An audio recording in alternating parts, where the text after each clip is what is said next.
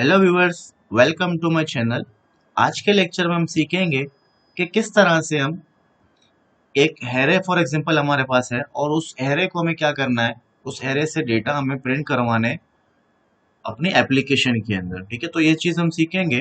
तो आज मैं आपको सिंपल लिस्टिंग समझाऊंगा कि लिस्ट बेसिकली किस तरह से बनाते हैं। तो सबसे फर्स्ट हमें नॉर्मली एज यूजुअल जैसे हम लोग करते हैं इंपोर्ट रिएक्ट, और इसके बाद हम क्या करेंगे इंपोर्ट व्यू और टेक्स्ट।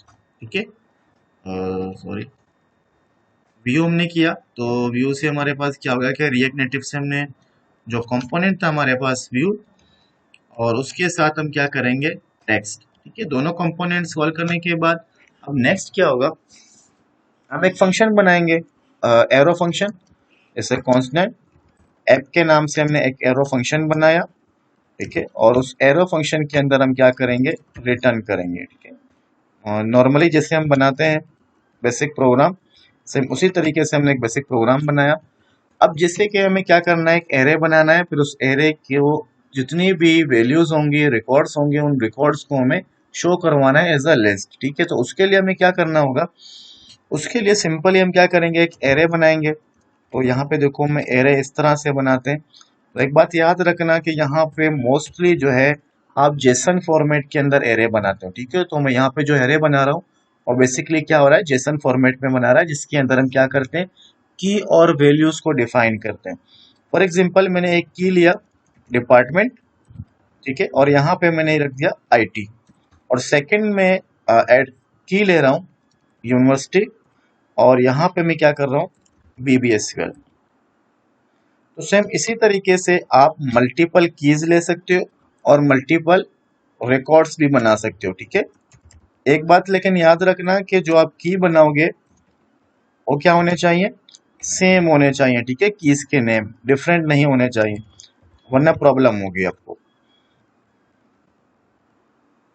बीबीएससी वाले। ठीक है, तो थर्ड रिकॉर्ड हम देते हैं इसी तरह की तरीके से आप जो है जितने भी रिकॉर्ड्स इंसर्ट करना चाहो कर सकते हो। मैं आपको यहाँ पे एक सिर्फ सिंपल सा डेमो दे रहा हूँ।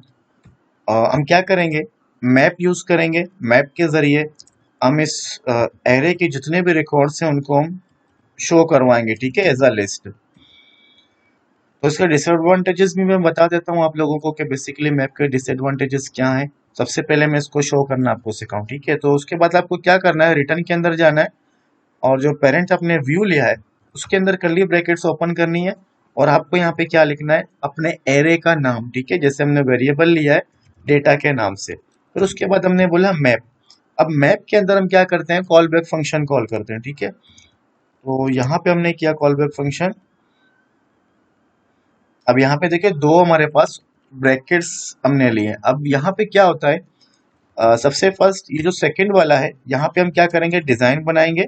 जिस डिजाइन में हमें डेटा को शो करवाना है, आप अपनी मर्जी से कोई भी कस्टम डिजाइन कर सकते हो। सेकंड हमारे पास क्या है, टेक्स्ट। ठीक है, अब टेक्स्ट मैंने किस लिए किया, क्योंकि मैं ये चाहता हूँ कि जो मैंने नॉर्मल टेक्स्ट लिया है और उस टेक्स्ट के अंदर मुझे जो मेरे पास एरे है उस एरे से रिकॉर्ड्स को मैं शो करवाना चाह रहा हूँ। अच्छा, अब ये फर्स्ट वाला जो ब्रैकेट है हमारे पास, ये किस काम का है। अब इसमें हम दो पैरामीटर्स पास करेंगे। एक वेरिएबल फर्स्ट जो पैरामीटर होगा उसमें जो भी नाम हम रखेंगे, उस नाम के जरिए हम अपने एरे से जो कीज हैं उनको एक्सेस कर सकते हैं। ठीक है, जिस पोजीशन पे भी हमें जिस की का वैल्यू चाहिए हम क्या करेंगे, उस पोजीशन में जैसे हम देते हैं आइटम, और यहाँ पे मैं लिखता हूँ इंडेक्स। ठीक है, अब इंडेक्स का क्या काम है, इंडेक्स का काम ये है कि जैसे नॉर्मल एरे के अंदर आपने देखा होगा कि जो फर्स्ट रिकॉर्ड होता है उसकी इंडेक्स क्या होगी, 0, सेकंड की क्या होगी, 1। तो सेम इसी तरीके से जो नॉर्मल एरे होता है, इंडेक्स हमें नॉर्मल इंडेक्सिंग नंबर देगा और कुछ भी नहीं। आइटम की हेल्प से हम क्या करेंगे, हम किसी भी की को एक्सेस कर सकते हैं। फॉर एग्जाम्पल यहाँ पे मैं चाहता हूँ कि डिपार्टमेंट का जो नाम है वो यहाँ पे प्रिंट हो। ठीक है, डिपार्टमेंट्स, और यहाँ पे मेरे पास क्या हो, उसके आगे यूनिवर्सिटीज के नाम प्रिंट हो, तो हमने लिखा यूनिवर्सिटी। ठीक है, तो अब नेक्स्ट में हम क्या करते हैं, एक्सपोर्ट डिफॉल्ट ऐप। ठीक है, तो नॉर्मल कुछ नहीं किया, एक एरे बनाया और उसके बाद हमने जो है ना, एरे के नाम के बाद हमने डॉट मैप लिखा और उसके अंदर दो पैरामीटर्स लिए, एक कीज को एक्सेस करने के लिए और सेकंड इंडेक्स नंबर्स के लिए, ठीक है। अब मैं क्या करता हूँ, इसको मैं रन करता हूँ, ठीक है। तो इसको रन करेंगे, रन करने के बाद देखते हैं कि हमारे पास आउटपुट क्या आता है। तो नॉर्मली हमारे पास हमारा वर्चुअल डिवाइस भी रनिंग फॉर्म के अंदर है, तो यहाँ पे हमें आउटपुट भी शो हो जाएगा। अच्छा, मैप के बारे में एक बात बता दूं, फॉर एग्जांपल हमारे पास 100 रिकॉर्ड्स हैं या 1000 रिकॉर्ड्स हैं, ठीक है। लेकिन यहाँ देख सकते हो कि मोबाइल की जो हमारी स्क्रीन होती है वो बहुत छोटी होती है। तो मैप बेसिकली क्या करता है कि 1000 के 1000 रिकॉर्ड्स को वन टाइम पे डायरेक्ट रेंडर करता है।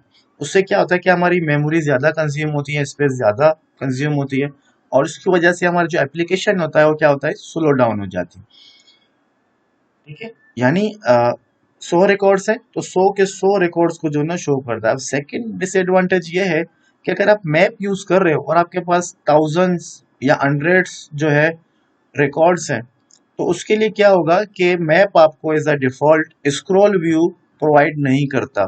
उसके लिए आपको अलग से क्या करना होगा, स्क्रॉल व्यू लगाना होगा। जैसे मैं आपको अभी एक डेमो देता हूँ इसके बारे में भी।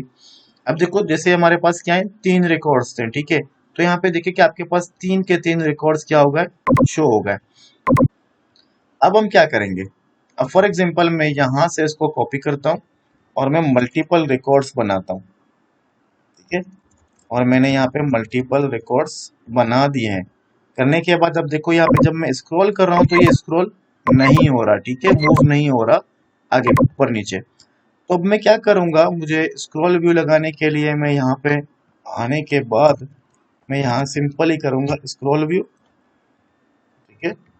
और उसके बाद यहाँ पे मैं इसको क्लोज कर दूंगा, यानी स्क्रॉल व्यू स्टार्टिंग टैग और एंडिंग टैग के अंदर जो चीजें भी आएंगी वो सबके सब स्क्रॉलिंग में चले जाएंगी। अब मुझे क्या करना होगा, कंपोनेंट जो स्क्रॉल व्यू में यूज कर रहा हूँ मुझे यहाँ पे कॉल करवाना होगा ताकि कोई एरर ना आए। स्क्रॉल व्यू, ठीक है। उसके बाद अब हम यहाँ पे चेक करते हैं तो यहाँ पे क्या प्रॉब्लम दे रहा है, हम देखते हैं नीचे एरर क्या आ रहा है हमारे पास।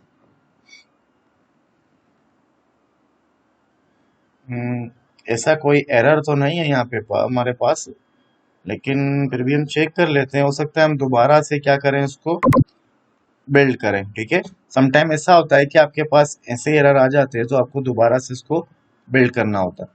दोबारा बिल्ड करने से ये होगा कि आपके पास जो भी एरर्स वगैरह आ रहे हैं वो सारे के सारे सही हो जाएंगे। बोला text string must be rendered with in a text component, ठीक है। देखते हैं क्या एरर हमने किया है यहाँ पे। तो यहाँ पे तो ऐसा कुछ भी एरर हमें शो नहीं हो रहा। तो देखते हैं, अगर फिर दोबारा से हमारे पास कोई एरर आया तो फिर हम इसको देख लेंगे, ठीक है।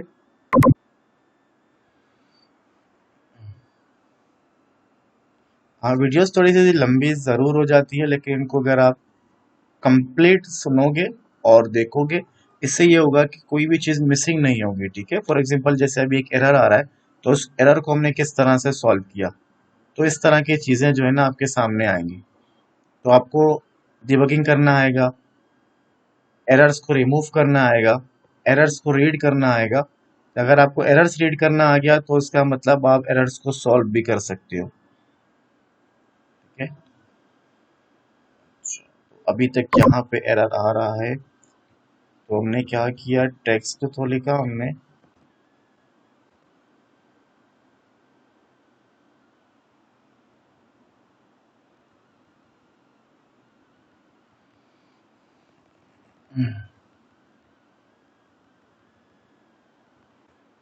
यहाँ पे कोई एरर होना चाहिए, टेक्स्ट कोमा स्क्रॉल व्यू, ठीक है। तो यहाँ पे तो हमारे पास तो ऐसा कोई एरर शो नहीं हो रहा, हमने डिफॉल्ट भी लगा दिया है। अच्छा ठीक है, तो एरर ऊपर ही था, हमने सॉल्व कर दिया।